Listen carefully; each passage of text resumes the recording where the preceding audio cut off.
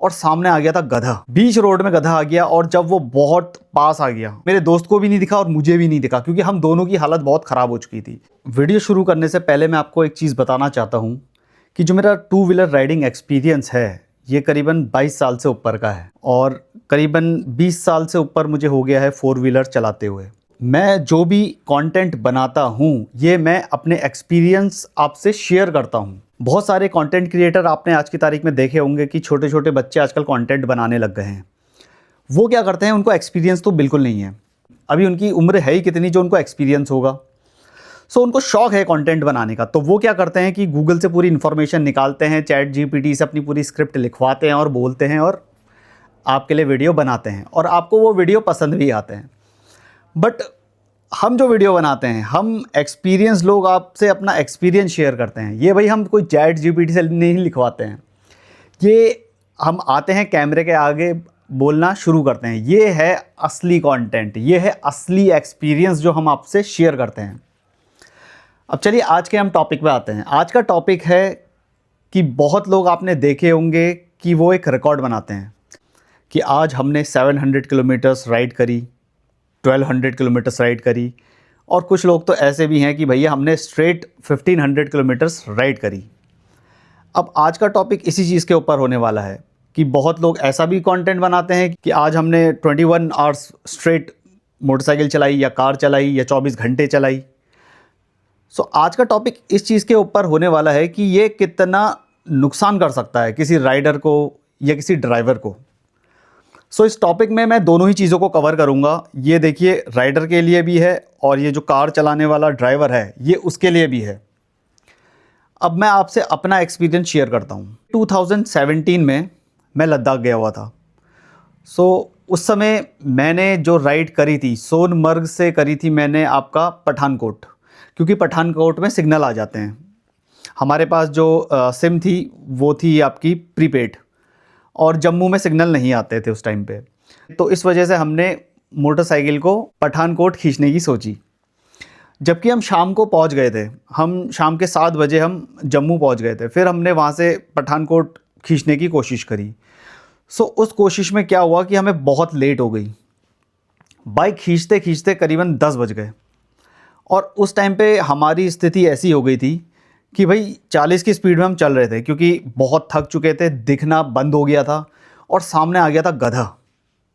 बीच road में गधा आ गया और जब वो बहुत पास आ गया तब जाके वो गधा हमें दिखा। उसको, मेरे दोस्त को भी नहीं दिखा और मुझे भी नहीं दिखा, क्योंकि हम दोनों की हालत बहुत ख़राब हो चुकी थी। फिर जैसे तैसे हमने होटल किया और हमने काफ़ी डिस्कस भी करा कि भाई वो गधा मुझे नहीं दिखा, उसने कहा मुझे भी नहीं दिखा, और हमने डिसाइड करा कि भाई अब से ऐसी राइडिंग नहीं करनी है, कभी भी ज़्यादा नहीं खींचना है।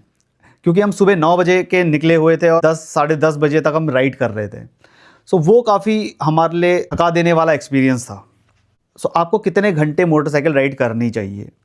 मेरे हिसाब से मैक्स टू मैक्स 10 आवर, या फिर अगर आप रुक रुक कर आराम से चल रहे हैं तो 12 घंटे भी आप मैक्स टू मैक्स 12 घंटे, उससे आप नहीं खींच सकते। खींच सकते हैं या नहीं खींच सकते वो एक अलग चीज़ है, आपको खींचना ही नहीं चाहिए। क्योंकि उसके बाद क्या होता है, देखिए 10 घंटे तक तो सब सही रहता है, 10 घंटे के बाद प्रॉब्लम स्टार्ट होती है। उसके बाद क्या होता है कि भाई दिखना कम हो जाता है और उसके बाद हाथ पैरों में ताकत कम होने लग जाती है और उसके बाद हेलुसिनेशन स्टार्ट होती है। उसके बाद बहुत टाइम समझ ही नहीं आता कि आप राइड कर रहे हो या क्या कर रहे हो। सो जितने भी लोग ये इतना ज़्यादा राइड कर रहे हैं, 20-20 घंटे राइड कर रहे हैं, भाई मुझे तो ये चीज़ समझ नहीं आती है। कभी भी बॉडी जवाब दे सकती है, कभी भी आप फेंट हो सकते हैं। आप यकीन नहीं मानेंगे, आप कभी भी फेंट हो सकते हैं। और अगर आप 60 की स्पीड में भी फेंट होते हैं तो सोचिए आपका क्या हाल होगा। मान लीजिए आप मोटरसाइकिल चला रहे हैं और आप सोचिए ज़रा क्या हाल होगा आपका। तो भाई ये चीज़ें एक्सपीरियंस से हमें मिलती है। 2 एक्सपीरियंस और शेयर करना चाहूँगा। ये हुआ मेरे साथ कार में। एक बार मैं था अपनी जिमनी में। सो जिमनी मैंने चलाई थी आपका लद्दाख से लेके जिस्पा तक। सो उस दिन हमने एक ही दिन में कवर करा था और काफ़ी ऑफ रोड होने के कारण हमारी स्पीड जो थी वो काफ़ी हल्की भी थी, क्योंकि कुछ प्रॉब्लम्स भी आ रहे थे। क्योंकि जो ब्रेक्स थे ब्रेक्स थोड़े से उसमें बाइट कम आ रही थी, तो इस वजह से मुझे हल्का भी चलना पड़ रहा था कहीं कहीं पर। सो हाई ऑल्टीट्यूड में ऐसा होता है कि कभी कभार हमारे ब्रेक्स अच्छे से काम नहीं करते हैं, तो कोशिश मैं उसमें ये कर रहा था कि मैं जितना हो सके मैं हायर गियर में, हायर आरपीएम में गाड़ी में चला रहा था। उसमें मैं क्या कर रहा था, जैसे गाड़ी अगर तीसरे गियर में चल सकती है तो मैं गाड़ी को सेकंड गियर में चला रहा था, और अगर सेकंड गियर में गाड़ी चल सकती है तो मैं उसको फर्स्ट गियर में चला रहा था। जितना हो सके मैं उसको 3000 आरपीएम से ऊपर रख रहा था डाउन हिल में, ताकि उसकी पावर जो उसकी इंजन ब्रेकिंग हो वो काम कर सके। क्योंकि ऐसा नहीं था कि ब्रेक ज़्यादा गर्म हो गए थे, वो जिमनी में थोड़ा सा प्रॉब्लम आ ही रही थी कि हायर ऑल्टीट्यूड में उसके ब्रेक काम नहीं कर रहे थे, और बाद में मैंने इसमें रिसर्च करी तो मुझे ये देखने को मिला कि हायर ऑल्टीट्यूड में कभी कभार इसके ब्रेक थोड़ा परेशान करते हैं। अब आते हैं मेन टॉपिक पे। उसके बाद क्या हुआ, हम जिस्पा पहुंचने वाले थे, तो जिस्पा रह गया होगा अराउंड 20 से 25 किलोमीटर। सो मेरे साथ मेरी वाइफ भी थी।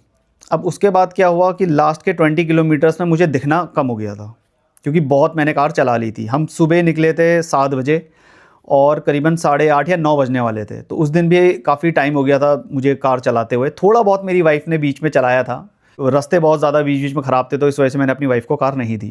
फिर लास्ट में जब मेरी थोड़ी हालत ख़राब हो रही थी तो वाइफ ने पूछा कि क्या कार मैं चला लूँ, तो मैंने उसको कार नहीं दी, क्योंकि वो टेरेन बहुत ज़्यादा ही ख़राब थी, कहीं कहीं पर पत्थर भी थे, तो बीच बीच में रास्ते ख़राब काफ़ी थे, तो इस वजह से मैंने अपनी वाइफ को कार नहीं दी और बहुत हल्की स्पीड में मैं चलाने लग गया।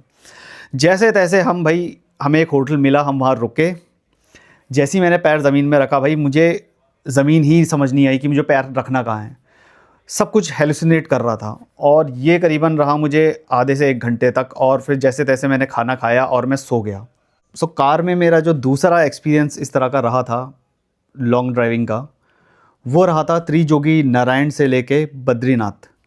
अब मेरा जो डिस्टेंस था वो सिर्फ बद्रीनाथ तक ही नहीं था, बीच बीच में काफ़ी जगह मंदिर पड़ रहे थे, अंदर को हमें काफ़ी रोड्स में जाना पड़ रहा था, तो हम वहाँ भी गए। सो बहुत सारे दूसरे रूट्स में भी हमने गाड़ी डाली, फिर हम वहाँ से वापस आए, तब जाके हम बद्रीनाथ पहुँचे। सो त्रिजोगी नारायण से भी हम करीबन 7 से 8 बजे के करीबन हम निकल चुके थे, और बद्रीनाथ हम पहुँचे थे करीबन 8:30 बजे।